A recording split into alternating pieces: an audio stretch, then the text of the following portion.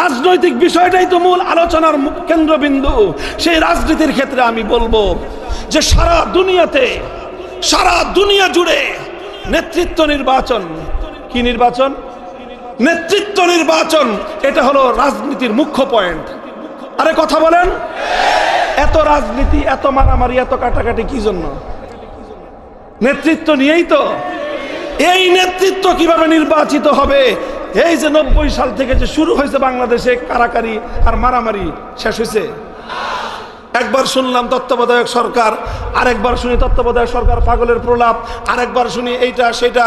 এই করতে করতে 2008 সাল থেকে একজন ক্ষমতায় এসে তত্ত্বাবধায়ক সরকার বাতিল করে দিয়ে ক্ষমতাটাকে বাধ্যতার তালুক হিসেবে এমনভাবে পাকাপোক্ত করলো যে সুপারগুলো দিয়ে নিজের নিতম্বের সঙ্গে আটকে রাখার চেষ্টা করলো। এমনভাবে আটকাইছে যে লাথি মারা ছাড়া তার নিতম্বের নিচ থেকে আর এই ক্ষমতার চেয়ার ছুটে না। জনগণ তাই করলো, লাথি মেরেই শেষ পর্যন্ত নিতম্বের নিচ থেকে ক্ষমতার মস্তককে ছুটাইলো। এ কেন করতে হয় সমস্ত কাজ? কারণ নেতৃত্ব নির্বাচন ব্যবস্থা। এটাই তো বলেন।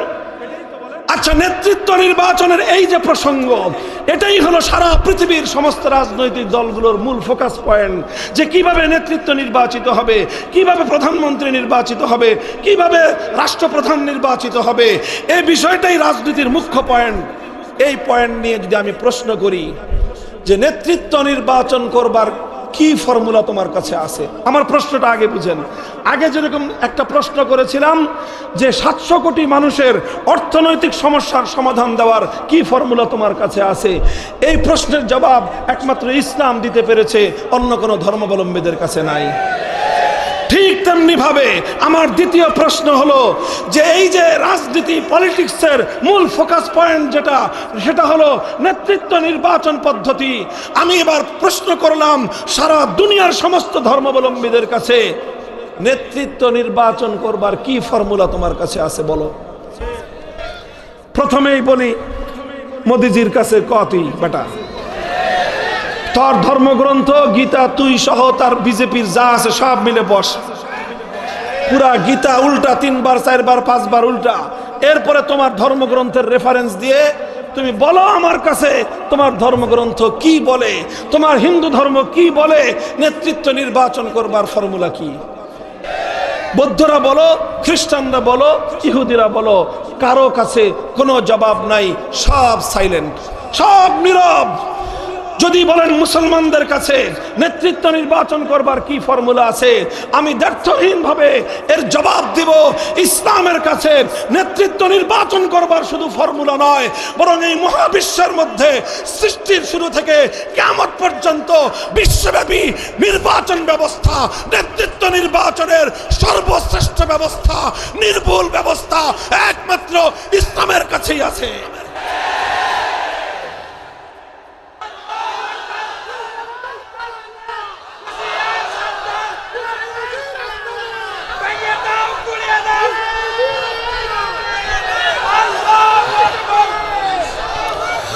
আলহামদুলিল্লাহ, সারা দুনিয়া ব্যাপী নেতৃত্ব নির্বাচন করবার ফর্মুলা ইসলাম দিয়েছে। ইসলামের নেতৃত্ব নির্বাচনের ফর্মুলায় সারা দুনিয়া ব্যাপী মুসলমানদের একজন নেতা থাকবেন। সেই নেতার পরিচয় হবে তিনি খলিফাতুল মুসলিমিন, সেই নেতার উপাধি হবে তিনি হবেন আমিরুল মুমিনিন, সেই নেতার পরিচয় হবে সারা দুনিয়া জুড়ে তিনি এক নেতা। সেই নেতার নির্বাচন ফর্মুলা হবে আহলুল হাল্লি ওয়াল আকদ। সারা দুনিয়া থেকে ভোটার কালেক্ট করা হবে, সেই ভোটাররা বিশেষ বিশেষ ক্রাইটেরিয়ায় ভোটার নির্বাচিত হবে। সেই ভোটারদের ভোটের মাধ্যমে একজন আমির নির্বাচিত হবে। এক আমিরের নেতৃত্বে 700 কোটি মানুষ নির্বিঘ্নে তাদের রাজনৈতিক সকল কর্মকাণ্ড পরিচালনা করবে।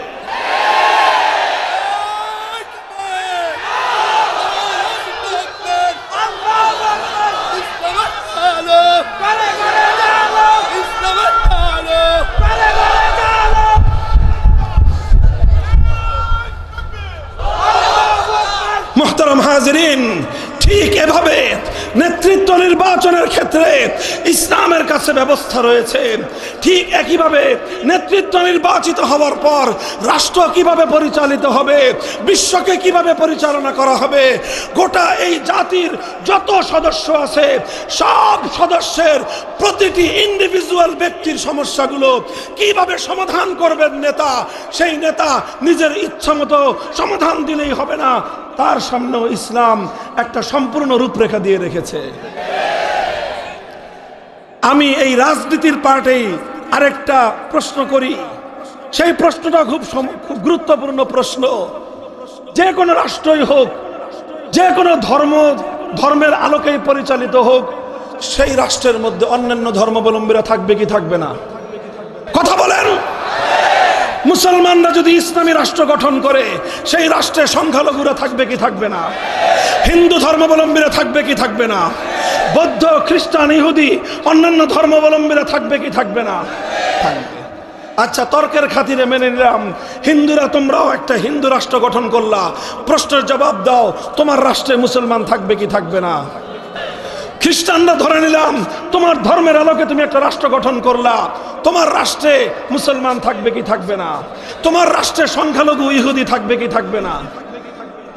যেই গঠন করুক, অন্যান্য ধর্মাবলম্বীরা সেই রাষ্ট্রে থাকবে কি থাকবে না বলেন তো? আচ্ছা, যদি অন্যান্য ধর্মাবলম্বীরা থাকে, তাহলে এবার আমার প্রশ্ন হলো এই, আচ্ছা বলো যে তোমার ধর্ম অনুযায়ী রাষ্ট্র পরিচালনা করতে গেলে তোমার রাষ্ট্রের মধ্যে সংখ্যালঘুদের অধিকার কি কি বলো?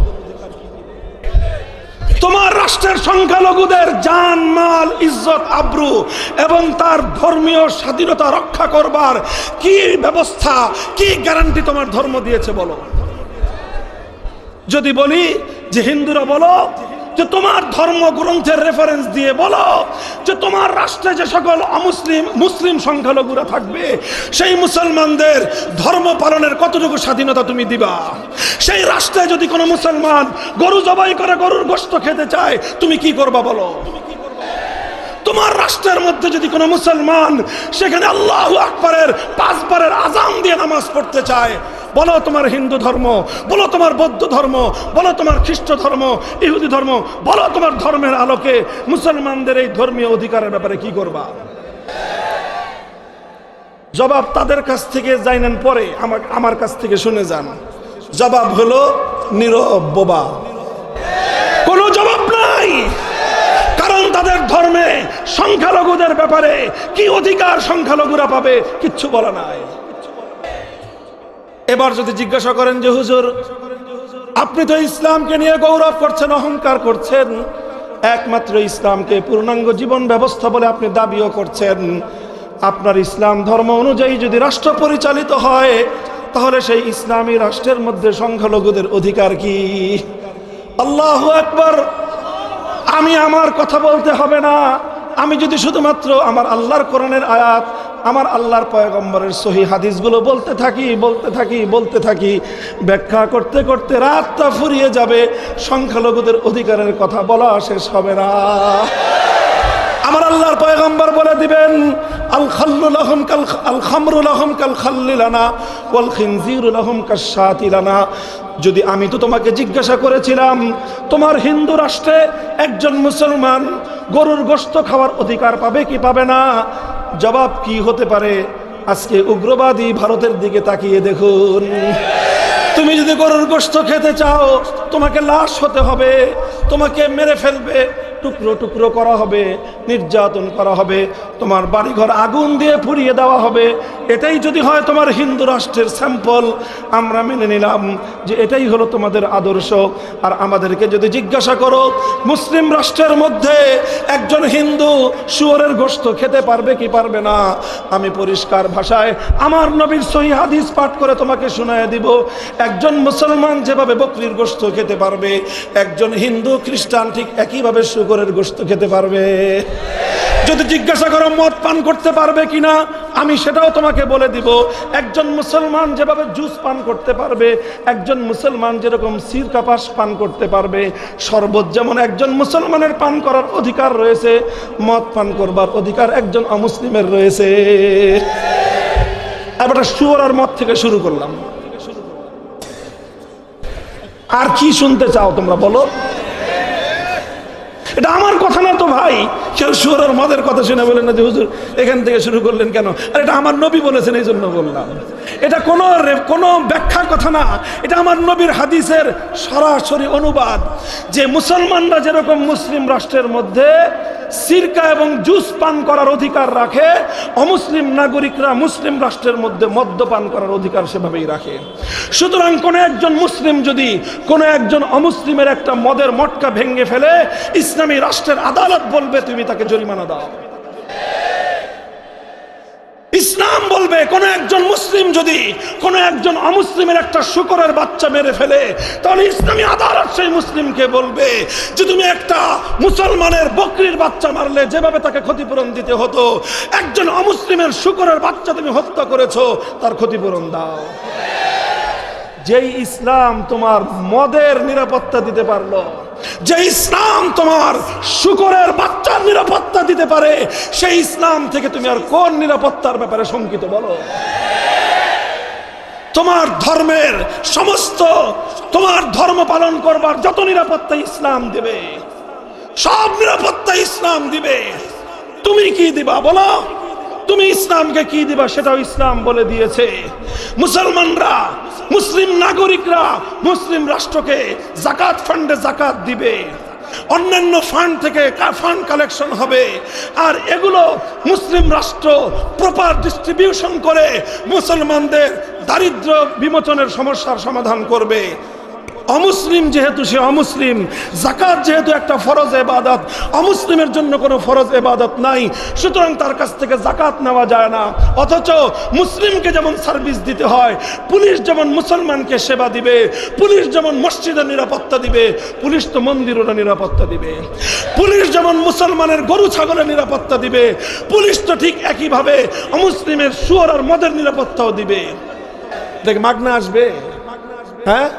এই পুলিশটা যে ঘুরবে সারা রাত ডিউটি করবে, রাষ্ট্র যে তোমাকে সার্ভিসটা দিবে এমনিতেই। বহির শত্রুরা যদি আক্রমণ চালায়, আগ্রাসী কোনো দেশ যদি আক্রমণ চালায়, সে আগ্রাসী শক্তির সঙ্গে সামরিক মোকাবেলা করবে। সামরিক মোকাবেলা করে মুসলমানরা বুক টান করে অমুসলিমদের জীবনের নিরাপত্তা দিবে। এই নিরাপত্তাটা কিসের বিনিময়ে আসবে? এজন্য তোমার কাছ থেকে সার্ভিস চার্জ নেওয়া হবে। সেই সার্ভিস চার্জটার নাম ইসলাম রেখেছে জিজিয়া। তুমি কর দিবা, তুমি জিজিয়া দিবা। সেই জিজিয়ার ব্যাপারে ইসলাম বলে দিয়েছে মাথা পিছু জিজিয়া আদায় করা হবে, অমুসলিমদের মাথা পিছু জিজিয়া আদায় করা হবে। এবং সেই জিজিয়া নির্ধারণের ক্ষেত্রে আমার নবী সরওয়ারে কায়নাত রাহমাতুল আলামিন সাল্লাল্লাহু আলাইহি ওয়াসাল্লাম মানদণ্ড ঠিক করে দিয়েছেন যে কার কাছ থেকে কতটুকু কর আদায় করা হবে। একজন অমুসলিম স্বাভাবিকভাবে কোনো বার্ডেন হয় না মতো করে, তার উপরে চাপ হয় না মতো করে, স্বাভাবিক তার ইনকাম থেকে যতটুকু অংশ রাষ্ট্রকে দিলে তার নিত্য প্রয়োজনীয় খরচ সামাল দিতে কষ্ট হয় না, এতটুকু পরিমাণ কর নির্ধারণ করবার অধিকার ইসলামী রাষ্ট্রের আছে। আর এর চেয়ে বেশি যদি কর কোনো অমুসলিমের উপর ইসলামী রাষ্ট্রপ্রধান আরোপ করে, আল্লাহর নবী বলেছেন আমি সেই ইসলামী রাষ্ট্রপ্রধানের বিরুদ্ধে কিয়ামতের দিন আল্লাহর দরবারে আমি মুহাম্মদুর রাসূলুল্লাহ নিজে বাদী হয়ে মামলা দায়ের করব। কি চাও আর তুমি বলো? তুমি কি চাও? মুসলমানরা 2.5% যাকাত দিবে, তোমার কাছ থেকে 2.5%-এর বেশি নেওয়া হবে না। যদি তুমি বৃদ্ধ হয়ে যাও, বার্ধক্যে উপনীত হও, তোমার কর মওকুফ করে দেওয়া হবে। তুমি যদি চিকিৎসাহীন থাকো, ইসলামী রাষ্ট্র তোমার চিকিৎসার নিরাপত্তা দিবে, তোমার মন্দিরের নিরাপত্তা দিবে, তোমার দেবতার নিরাপত্তা দিবে, তোমার শুকরের নিরাপত্তা দিবে, তোমার মদের নিরাপত্তা দিবে, জীবনের নিরাপত্তা দিবে, ইজ্জতের নিরাপত্তা দিবে। সমস্ত নিরাপত্তা দেওয়ার দায়িত্ব ইসলাম গ্রহণ করেছে। মুহতারাম হাজিরিন, প্রশ্ন ছিল যে কোনো ধর্ম দিয়ে পরিচালিত রাষ্ট্রে অন্য ধর্মাবলম্বীদের কি অধিকার থাকবে, এই ছিল প্রশ্ন। মনে আছে? এই প্রশ্নের জবাবে সব ধর্ম নীরব, সব ধর্ম নীরব। আমি কথা বলে যাচ্ছি, যদি এই প্রশ্নের কোনো সমাধান আপনারা পৃথিবীর অন্য কোনো ধর্মাবলম্বীরা আজ হোক কাল হোক, 1 বছর 5 বছর 10 বছর কিয়ামত পর্যন্ত যদি আপনারা পারেন নিয়ে আসেন। কবেন হুজুর কিয়ামত পর্যন্ত কি আপনি থাকবেন নাকি? আর আমি থাকি আর না থাকি আমার কবর থাকবে। আচ্ছা আমার কবরের দরকার নাই, আমার পরবর্তী প্রজন্ম থাকবে। আমি কিয়ামত পর্যন্ত মুসলিম জাতির পক্ষ থেকে চ্যালেঞ্জ ঘোষণা করে গেলাম, যদি পারো নিয়ে এসো। ফাইল্লাম তাফআলু ওয়ালান তাফআলু, কোশ্চেন গেলেও পারবে না, আগাম ঘোষণা করে দিলাম। মুহতারাম হাজিরিন, আমার এই আলোচনার সারমর্ম হলো এই, বর্তমান পৃথিবীর সবচেয়ে গুরুত্বপূর্ণ দুটো সমস্যা, দুটো জিজ্ঞাসার সমাধান একমাত্র ইসলাম ধর্মে আছে, অন্য কোনো ধর্মে নাই। একবিংশ শতাব্দীর বিশ্ববাসীর অর্থনীতি পরিচালিত হবে কিভাবে, ইসলাম বলতে পারে। একবিংশ শতাব্দীর সারা বিশ্বব্যাপী রাজনীতি পরিচালিত হবে কিভাবে, ইসলাম বলতে পারে, অন্য কোনো ধর্ম বলতে পারে না। অন্য কোনো ধর্মের কাছে যদি কোনো ফর্মুলা থাকতো আর সেই ফর্মুলা যদি সামনে আসতো, তাহলে আমরা কম্পেয়ার করতাম যে ঠিক আছে, মুসলমানরা চায় ইসলাম অনুযায়ী রাষ্ট্র চালাতে, হিন্দুরা চায় হিন্দু ধর্ম অনুযায়ী রাষ্ট্র চালাতে, তখন সেটা ধাক্কাধাক্কি লাগতো। বুঝেন নাই? এই যে তারা যে বললেন যে খেলা হবে, আর বলছেন কি বলেন নাই? কই 5ই আগস্টের পরে তো খেলা দেখলাম না কোথাও। খেলা যখন রেফারি নামলো মাঠে, কোথায় আপনারা? রেফারি মাঠে নামার পর লেভেল প্লেইং ফিল্ড যখন তৈরি হলো, তখন তো আপনারা মাঠ তো দূরের কথা, সীমান্তের ভিতরেই তো নাই, সোজা সীমান্তের অপর প্রান্তে।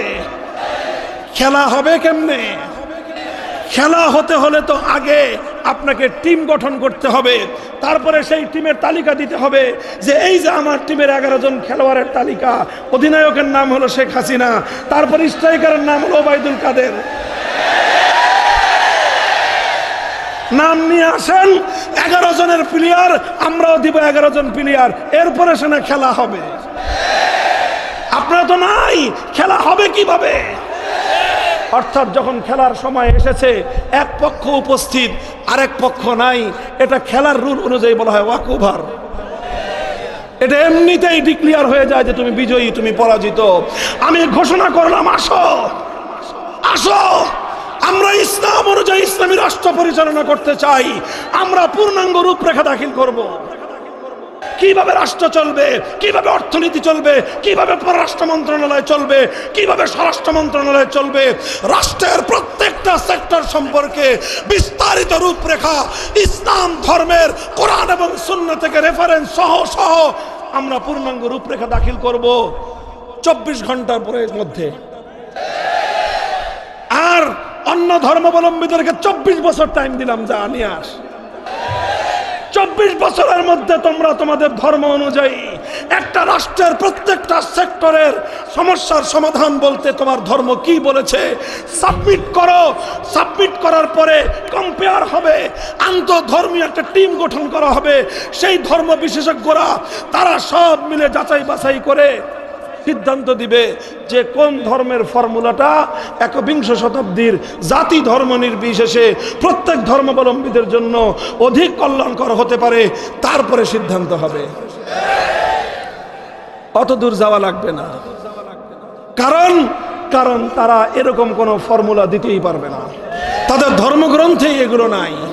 মুহতারাম হাজিরিন, এই কারণেই যেহেতু অন্য কোনো ধর্মের মধ্যে অর্থনীতির সমস্যার সমাধান নাই, অন্য কোনো ধর্মের মধ্যে রাজনৈতিক ব্যবস্থা নাই, অন্য কোনো ধর্মের মধ্যে নেতৃত্ব নির্বাচনের প্রক্রিয়া নাই, অন্য কোনো ধর্মের মধ্যে সংখ্যালঘুদের অধিকারের কথা স্পষ্টভাবে বলা নাই, সুতরাং অন্য কোনো ধর্মাবলম্বীরা নিজ নিজ ধর্ম অনুযায়ী রাষ্ট্র পরিচালনা করবার শুধুমাত্র দাবি করতে পারে, কিন্তু সে দাবির সপক্ষে একটা অনলি সিঙ্গেল যুক্তি তারা দেখাতে পারবে না।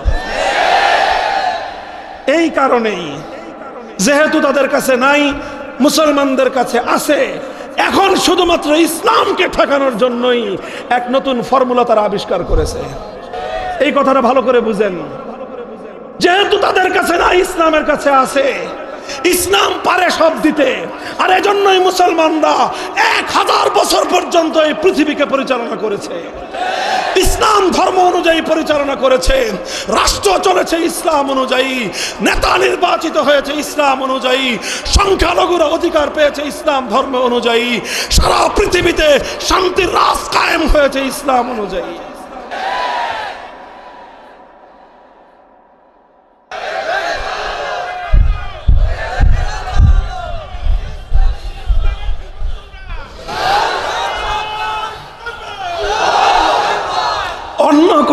ধর্মাবলম্বীদের কাছে যেহেতু এরকম কোনো ফর্মুলা সাবমিট করার মতো ধর্মীয় কোনো ম্যাটারই তাদের কাছে নাই, ধর্মের মধ্যে এই সকল বিষয়গুলো বর্ণনা করাই নাই, তাহলে তারা দিবে কোত্থেকে?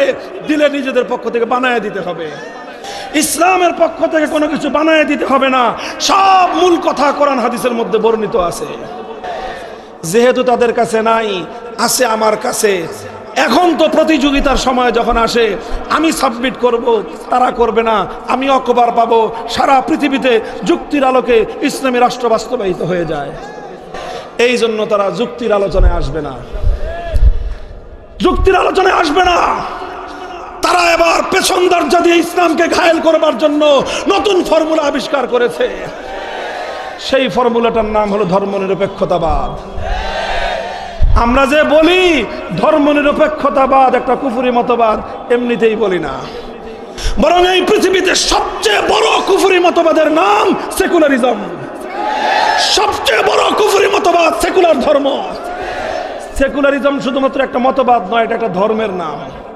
সেকুলার ধর্ম, এই সেকুলার ধর্মের আড়ালে, এই সেকুলার ধর্মের আড়ালে ইসলাম বিরোধী সবগুলো ধর্ম এই সেকুলার ধর্মের আড়ালে গিয়ে ইসলামকে ঘায়েল করবার জন্য সেকুলারিজম নামক, ধর্মনিরপেক্ষতা নামক ইসলাম বিরোধী কুফরি মতবাদ তারা জাতির সামনে পেশ করেছে।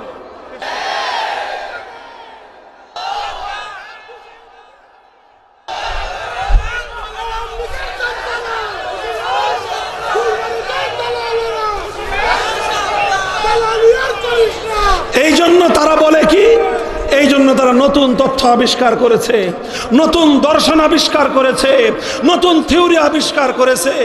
কি থিওরি? থিওরি হলো তাদের এই যে রাষ্ট্র হবে এমন যে সেই রাষ্ট্রের সাথে কোনো ধর্মের সম্পৃক্ততা থাকতে পারবে না। কেন ভাই? ধর্ম ভালো জিনিস না খারাপ জিনিস? সবাই জিজ্ঞেস করেন ধর্ম ভালো জিনিস না খারাপ জিনিস? তোরা এবার কর, তোরা এবার জবাব দে, ধর্ম ভালো জিনিস না খারাপ জিনিস? আমি তো ইসলাম জিজ্ঞাসা করি নাই, কি জিজ্ঞাসা করছি? বলেন কি জিজ্ঞেস করেছি? ধর্ম ভালো জিনিস না খারাপ জিনিস? হিন্দুরা কি বলবে? কি বলবে বলেন? আমি যখন এভাবে জেনারেল প্রশ্ন করব যে ধর্ম, রিলিজিয়াস, এটা ভালো জিনিস, রিলিজন এটা ভালো জিনিস না খারাপ জিনিস, হিন্দুরা কি বলবে? খ্রিস্টানরা কি বলবে? বৌদ্ধদেরকে কি বলতে হবে? ইহুদিদেরকে কি বলতে হবে?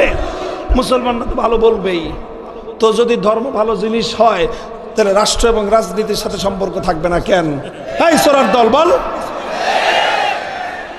এই সব চোরের দলরা ইসলামকে ঠেকানোর জন্য এই মুনাফিকি চরিত্রের এই ফর্মুলা আবিষ্কার করেছে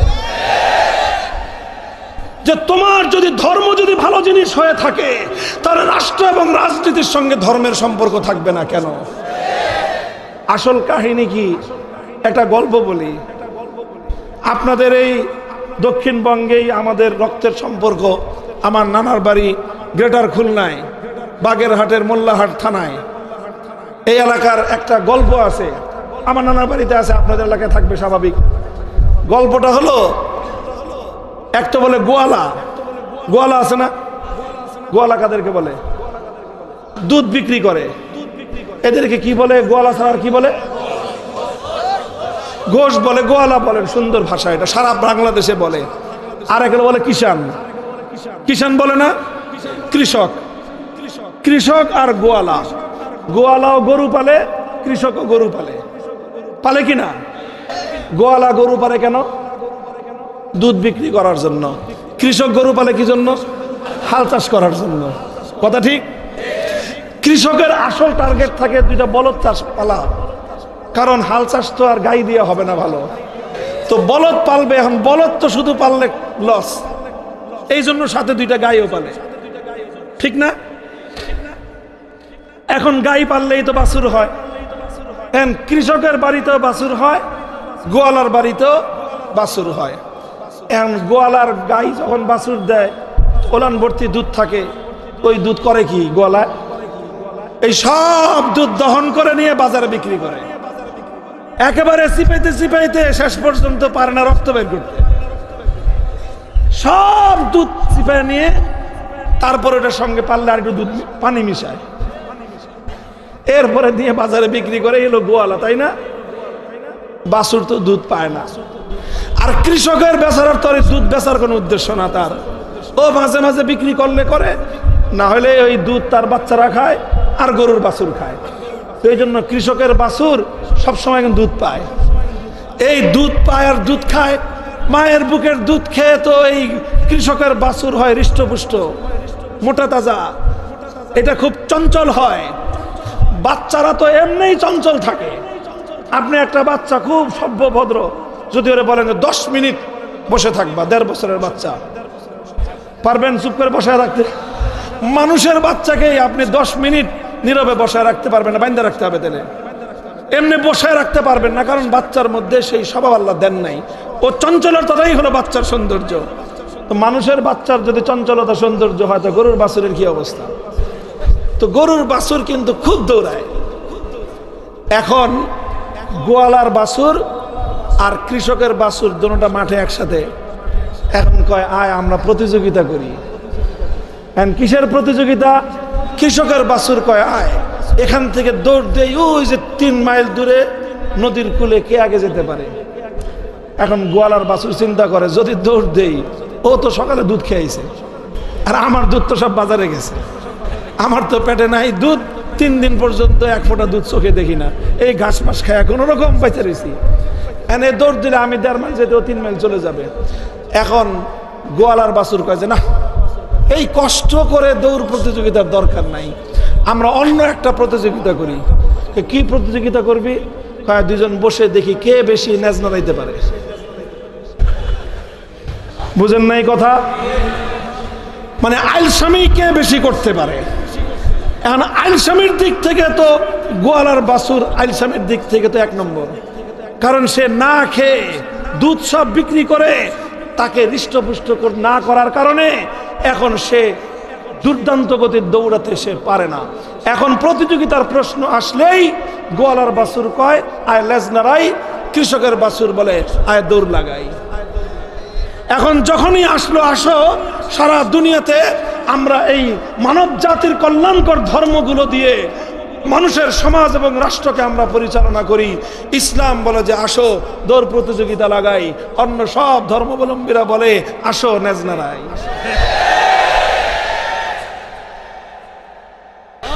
ওরা রাষ্ট্রের সঙ্গে ধর্মের সম্পর্ক এজন্য চায় না, কারণ তাদের ধর্মের কাছে রাষ্ট্রীয় সমস্যার সমাধান নাই। ওরা রাষ্ট্রের সঙ্গে রাজনীতির সঙ্গে ধর্মের সম্পর্ক দেখতে চায় না, কারণ অর্থনৈতিক সমস্যার সমাধান তাদের ধর্মের কাছে নাই, ব্যাংকিং সমস্যার সমাধান তাদের ধর্মের কাছে নাই, নির্বাচন সমস্যার সমাধান ওদের ধর্মের কাছে নাই, অর্থনীতির সমস্যার সমাধান ওদের ধর্মের কাছে নাই, সংখ্যালঘু সমস্যার সমাধান ওদের ধর্মের কাছে নাই, আন্তর্জাতিক কোনো একটা সমস্যার সমাধান ইসলাম ছাড়া অন্য কোনো ধর্মের কাছে না।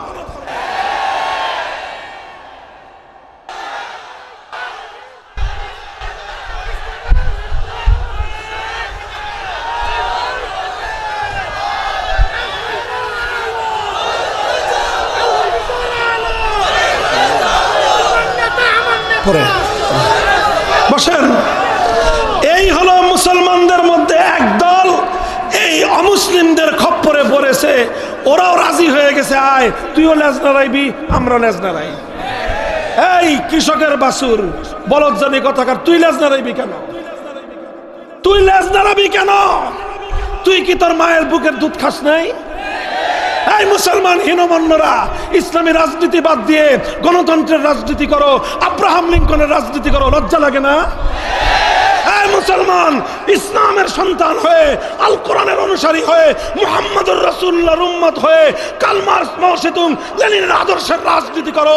লজ্জা থাকলে কচু গাছের গলার রশিতে গলায় দড়ি দিতি।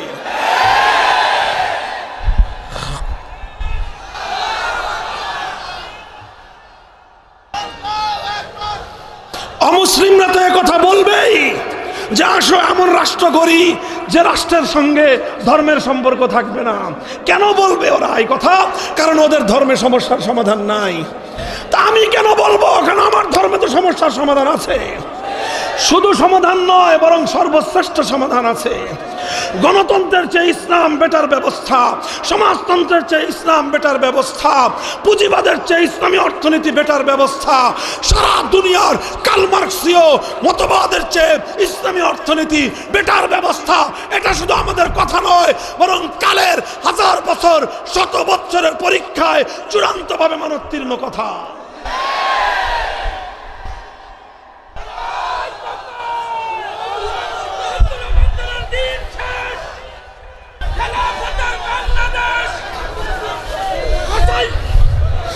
মুহতারাম হাজিরিন, আমার কথা আমি কি আপনাদেরকে বোঝাতে পারলাম?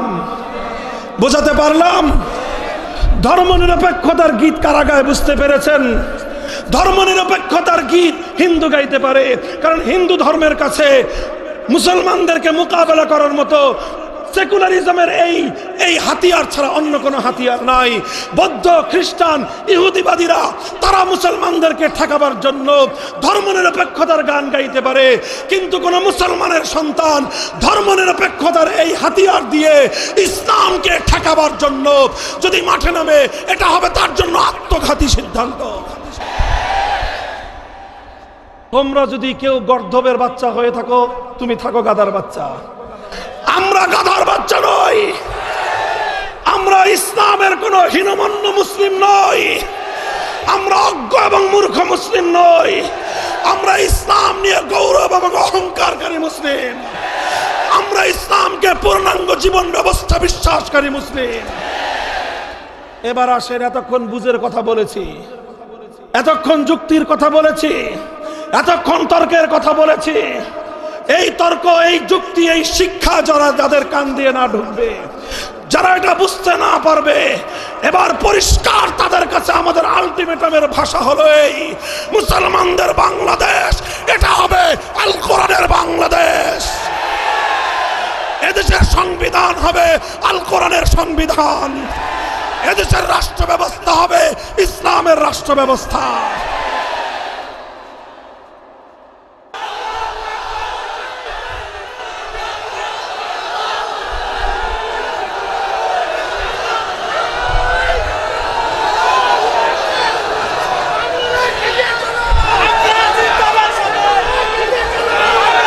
দেখেন, শেষ কথাটা শুনেন, বুঝেন কথাটা। হৃদয়ে রক্তক্ষরণের একটা ইতিহাস। এই ইতিহাস বলতে গেলে হৃদয় থেকে রক্ত ঝরে, চোখ থেকে অশ্রু ঝরে। বড় মর্মান্তিক, হৃদয় বিদারক এক কথা।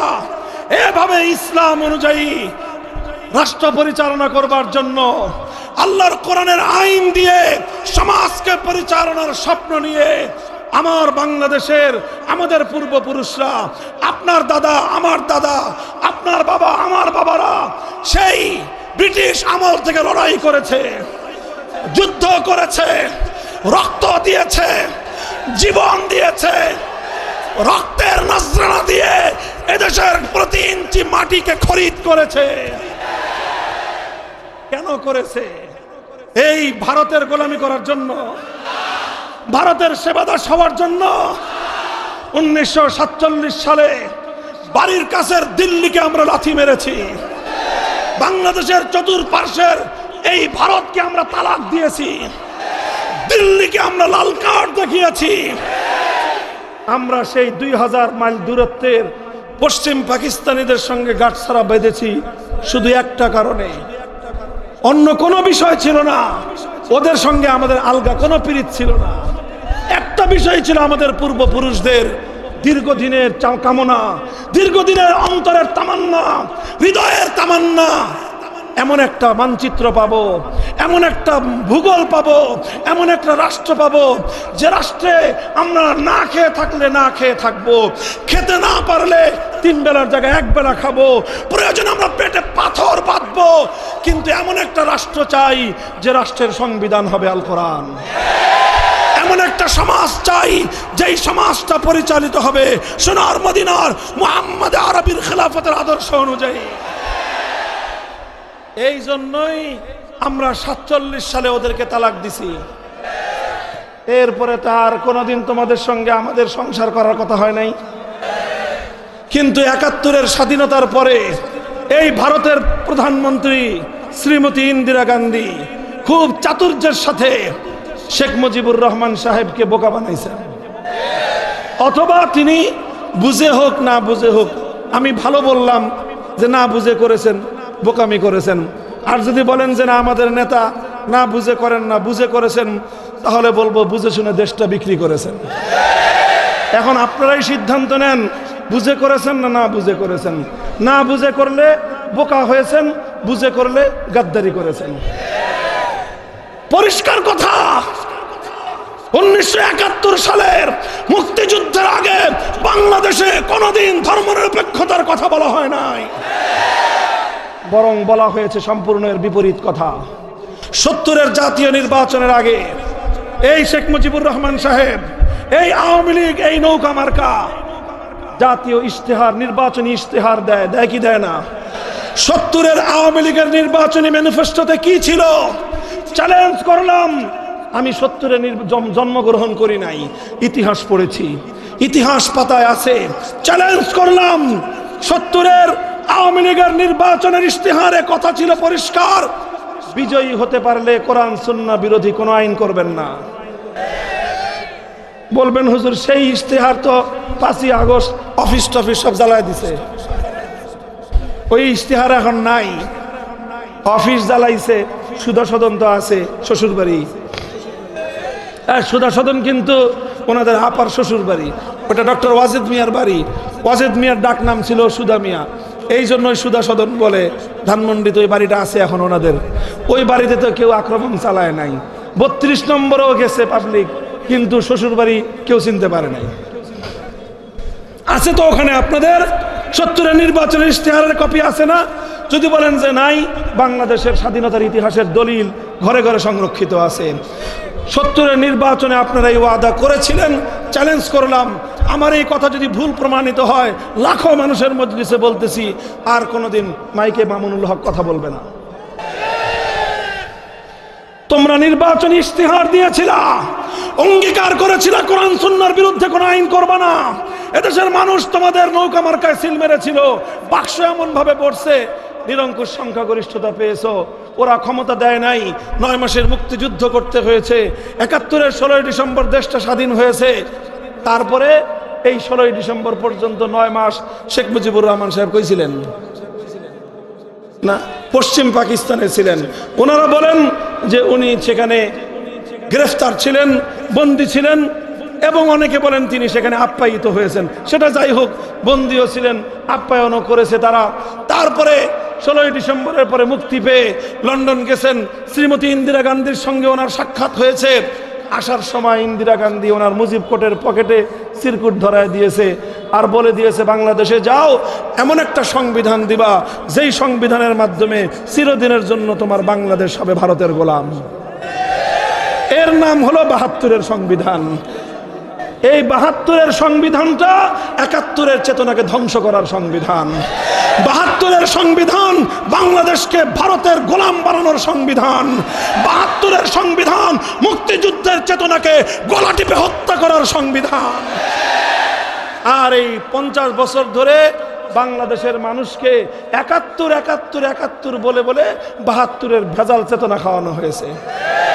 আর এইভাবেই ভেদাল চেতনায় চেতিত হয়ে এই ওনারা গোটা বাংলাদেশকে দূষিত করেছে। বর্তমান প্রজন্ম আলহামদুলিল্লাহ যথেষ্ট সচেতন, এরা এখন ভেজালের ব্যাপারে সচেতন। নির্ভেজাল জিনিস তারা এরা খায় না এখন তারা সত্যিকার 71-এর চেতনাকে উদ্ঘাটন করেছে। 71-এর চেতনাকে উদ্ঘাটন করে মূর্তি সংস্কৃতি মসজিদের নকর থেকে বুড়িগঙ্গায় ভাসিয়ে দিয়েছে। টেকনাফ থেকে তেতুলিয়ায় মুসলমানদের জনপদের কোন জাতীয় স্থাপনায় আর কোন মূর্তি নাই। ওমা ইউবদিউল বাতিল ওয়া মা ইউঈদ। ইনশাআল্লাহ বাংলার মাটিতে আর কোনদিন মূর্তি সংস্কৃতি আসতে দেওয়া হবে না।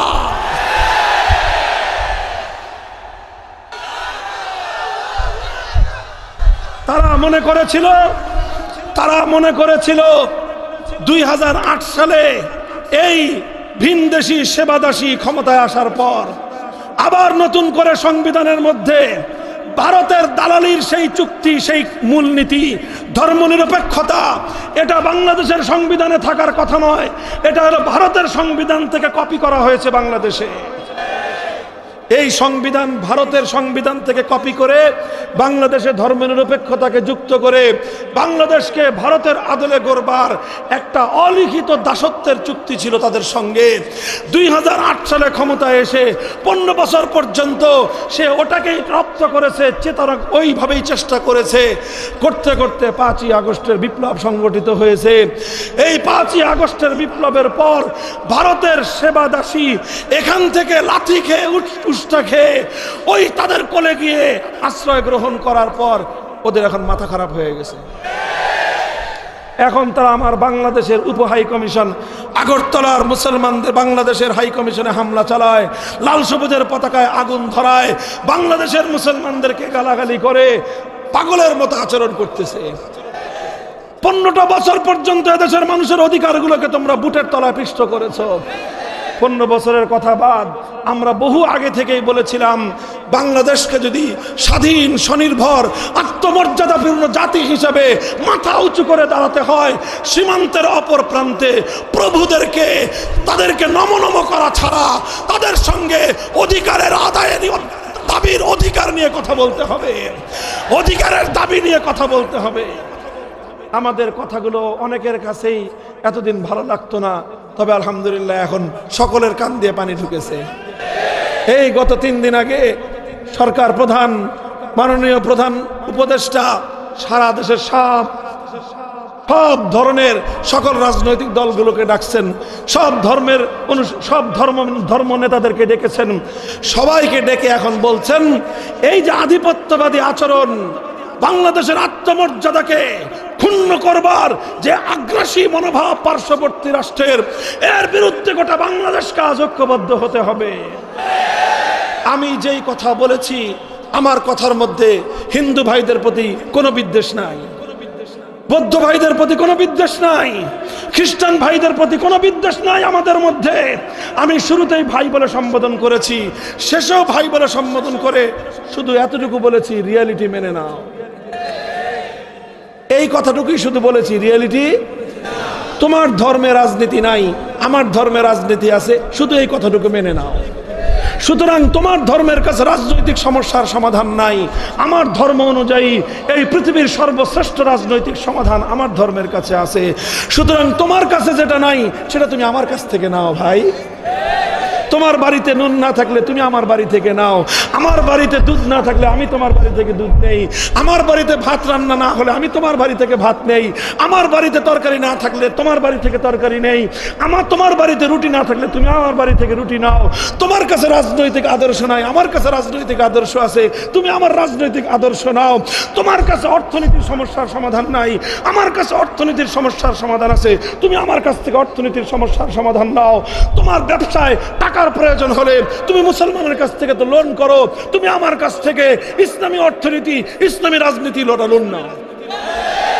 কোন ধরনের ইন্টারেস্ট দিতে হবে না, আনলিমিটেড টাইম তোমাদেরকে আমরা প্রোভাইড করব, নিরাপত্তা দিব, অধিকার দিব। ইসলাম তোমাকে যেই অধিকার দিবে, ধর্ম নিরপেক্ষতাবাদীরা সেই অধিকার তোমাকে দিতে পারবে না। তোমার সঙ্গে ধোঁকাবাজি করবে, প্রতারণা করবে, কারণ ধর্ম নিরপেক্ষতার মূল বুনিয়াদ ধোঁকাবাজির উপর, মুনাফিকের উপর, ইসলামকে দাবায় রাখবার ভণ্ডামির চেতনার উপর। সুতরাং এই কথাটা এখন পরিষ্কার, এই যে ভারতীয় সেবা দাসত্বের মূল যে গোলামীর চুক্তি, মূল যে গোলামীর ধারা, সেটা হলো ধর্মনিরপেক্ষতাবাদ। এই জন্য অন্তর্বর্তীকালীন সরকারকে বলবো, যদি এই আধিপত্যবাদ, সাম্রাজ্যবাদী আগ্রাসনের এই বিষক্রিয়া থেকে যদি বাঁচতে হয়, বিষ বৃক্ষকে উপরে ফেলতে হবে। আপনি বিষ বৃক্ষের গোড়ায় পানি ঢালবেন আর শুধু উপর দিয়ে ডাল ছাড়বেন, এতে বিষ বৃক্ষ আরো সুন্দরভাবে ডালপালা মেলে দিবে। কথা বলেন? গাছের যদি ডালপালা ছাটা হয়, তো গাছটা আরো সুন্দর করে নতুন ভাবে নতুন ডাল গজায়। তাহলে এই বিষ বৃক্ষ উপরে ফেলতে হলে উপায় একটাই, শেকড় সদ্য উপরে ফেলেন। ভারতীয় আধিপত্যবাদের বাংলাদেশে শেকড় হলো ধর্মনিরপেক্ষতাবাদ। সুতরাং এই ধর্মনিরপেক্ষতাবাদ বাংলাদেশের রাষ্ট্র থেকে, রাজনীতি থেকে, সংবিধান থেকে, সব জায়গা থেকে শেকড় শুদ্ধ উপড়ে ফেলো। ভারতীয় আধিপত্যবাদ আর কোনোদিন বাংলার দিকে চোখ তুলে তাকাতে পারবে না।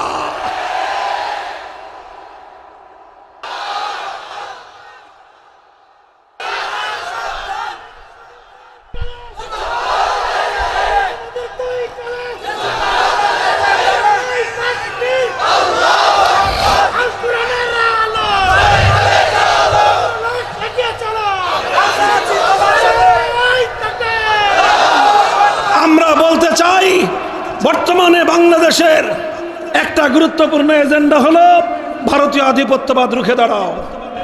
কথা বলেন। এই ব্যাপারে আমাদের পরিষ্কার প্রস্তাবনা, ঐক্যবদ্ধ জাতি আমরা গড়ে তুলেছি। এবার ঐক্যবদ্ধ হয়েছি, এবার বিষ বৃক্ষের শেকড়টা উপরে ফেলেন, দেখবেন আর কোনোদিন আধিপত্যবাদ বাংলাদেশে আসবে না। 2 নম্বর, আমাদের বর্তমান জাতীয় ইস্যু হলো সংবিধান সংস্কার। এই সংবিধানে অনেক কাটাছেঁড়া হয়েছে, অনেক ধাপ্পাবাজি চলেছে, অনেক কিছু হয়েছে। বাংলাদেশের মানুষের শত বছরের চেতনাকে হত্যা করা হয়েছে ৭২-এর সংবিধানের মাধ্যমে, ৭১-এর চেতনাকে ধ্বংস করা হয়েছে ৭২-এর সংবিধানের মাধ্যমে। এভাবেই বাংলাদেশকে একটা পরনির্ভরশীল, একটা ফোকা আশ্রিত জাতি হিসেবে গড়ে তুলবার চেষ্টা করা হয়েছে। এখন বাংলাদেশের আগস্ট বিপ্লব পরবর্তী সময়ে আমাদের স্পষ্ট কথা, একটা সাজেশন আমরা দিয়ে যাই, সংবিধান সংস্কারের সময় একটা কথা সংযুক্ত হতে হবে। সেই কথাটার ভাষা যেভাবেই হোক, তার মূল মর্ম হবে এই: মুসলমানদের 90% মুসলমানদের এদেশে 1947 সালে বিভক্তির মাধ্যমে মুসলমানদের অধিকার হিসেবে চিহ্নিত এই মানচিত্রের মধ্যে, ভারত থেকে বিচ্ছিন্ন হওয়া এই মানচিত্রের মধ্যে, হিন্দু জনগোষ্ঠী থেকে আলাদা হয়ে মুসলমানদের জন্য বরাদ্দকৃত এই অংশের মধ্যে সংবিধানে একটা ধারা থাকতে হবে। সেই ধারা হলো কোরআন সুন্নাহ বিরোধী কোনো আইন, কোনো নীতি, আল্লাহর ইসলামী শরিয়া বিরোধী কোনো নীতিমালা, কোনো বিধান, কোনো আইন থাকতে পারবে না। ইসলাম বিরোধী, শরিয়া বিরোধী কোনো আইন, কোনো নীতি যদি আসে, সেটা অটোমেটিক ভাবে অকার্যকর, বাতিল বলে গণ্য হবে। চাই সেই নীতিমালা জাতিসংঘ থেকে আসুক, চাই সেই নীতিমালা আন্তর্জাতিক ফোরামের পক্ষ থেকে আসুক, সব কিছু আমরা গ্রহণ করব, কিন্তু ইসলামের ফিল্টার দিয়ে, ফিল্টারিং করে। যদি ইসলাম এলাও করে ওয়েলকাম, যদি ইসলাম এলাও না করে যেখান থেকে আসুক বঙ্গোপসাগরে ভাসিয়ে দাও।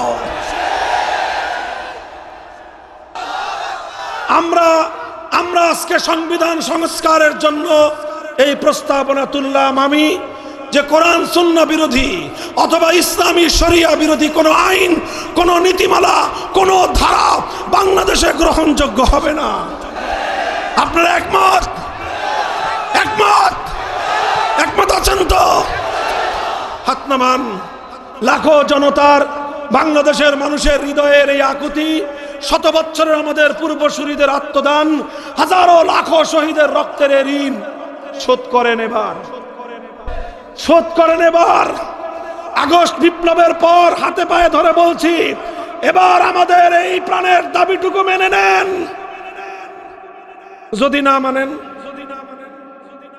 প্রশ্ন বলেন, যদি হুজুর না মানে কি করবেন? পরিষ্কার ভাষায় বলে দেই, যদি আমাদের এ দাবি সহজ ভাষায় না মানা হয়, আল কোরআনের বিপ্লব আনার জন্য, ইসলামী রাষ্ট্র প্রতিষ্ঠার জন্য শহীদি ঈদগাহে মাথায় কাফনের কাপড় পরে লক্ষ কোটি যুবক হাজির হবে, রক্ত দিবে, জীবন দিবে।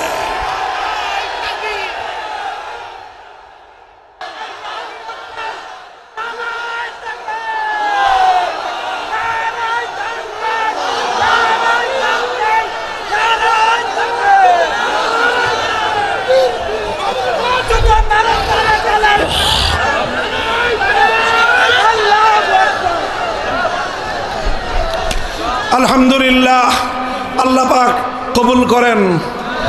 আর আপনারা প্রস্তুতি গ্রহণ শুরু করে দেন ইনশাআল্লাহ। আমরা অনন্তকাল পর্যন্ত কারো চেহারার দিকে তাকায় থাকবো না। আমরা একটা যৌক্তিক সময় দেব, এরপরে ইনশাআল্লাহ বাংলাদেশে ইসলামী বিপ্লবের জন্য আমরা মাঠে নামতে বাধ্য হব। চূড়ান্ত বিপ্লব আসবে, শান্তিপ্রিয় পন্থায় না আসলে রক্তের সাগর বেয়ে বিপ্লব আসবে, জীবনের বিনিময়ে বিপ্লব আনা হবে, শহীদ ঈদগাহে জামায়াত হয়ে বিপ্লব আনা হবে ইনশাআল্লাহ। আল্লাহ পাক রব্বুল আলামিন সেদিন দেখার সৌভাগ্য আমাদের সকলকে নসিব করুন। আখিরু দাওয়ানা আলহামদুলিল্লাহি রাব্বিল আলামিন। আসসালামু আলাইকুম ওয়া রাহমাতুল্লাহ। সুবহানাল্লাহি ওয়া বিহামদিহি সুবহানাল্লাহিল আযীম। আল্লাহুম্মা সাল্লি আলা মুহাম্মাদিন ওয়া আলা আলি মুহাম্মাদ কামা সাল্লাইতা আলা ইব্রাহিম ওয়া আলা আলি ইব্রাহিম ইন্নাকা হামিদুম মাজিদ। ইয়া হাইয়্যু ইয়া কাইয়্যুম বিরহমাতিকা নাস্তাগীথ أصلح لنا شأننا كله ولا تكلنا إلى أنفسنا طرفة عين। আল্লাহ ইলাহুল আলামিন রব্বুল আলামিন আমাদের মাহফিলকে আপনি কবুল এবং মঞ্জুর ফরমান। হে আল্লাহ, লক্ষ জনতার এই জমায়েত ইসলামের বিপ্লব দেখতে চায়, কোরআনের শাসন দেখতে চায়। আয় আল্লাহ, শত বছর ধরে আল্লাহ আমাদের পূর্বপুরুষরা অনেক ত্যাগ কোরবানি শাহাদাতের নজরানা, জীবনের নজরানা পেশ করেছেন। আয় আল্লাহ, সকল শহীদের রক্তের বিনিময়ে তোমার এই জমিনকে তুমি ইসলামের দেশ, ইসলামের ঘাঁটি হিসেবে তুমি কবুল করো। আয় আল্লাহ, কোরআনের রাজ কায়েম করে দাও। আয় আল্লাহ, চূড়ান্ত বৈষম্যপূর্ণ, চূড়ান্ত বৈষম্যহীন, ইনসাফপূর্ণ সমাজ গড়বার জন্য খেলাফতের সোনালী শাসন ব্যবস্থায় আল্লাহ তুমি আমাদেরকে কায়েম করার তৌফিক এনায়েত করো। রব্বানা তাকাব্বাল মিন্না ইন্নাকা আনতাস সামিউল আলিম وتب علينا يا مولانا إنك أنت التواب الرحيم. سبحان ربك رب العزة عما يصفون وسلام على المرسلين والحمد لله رب العالمين.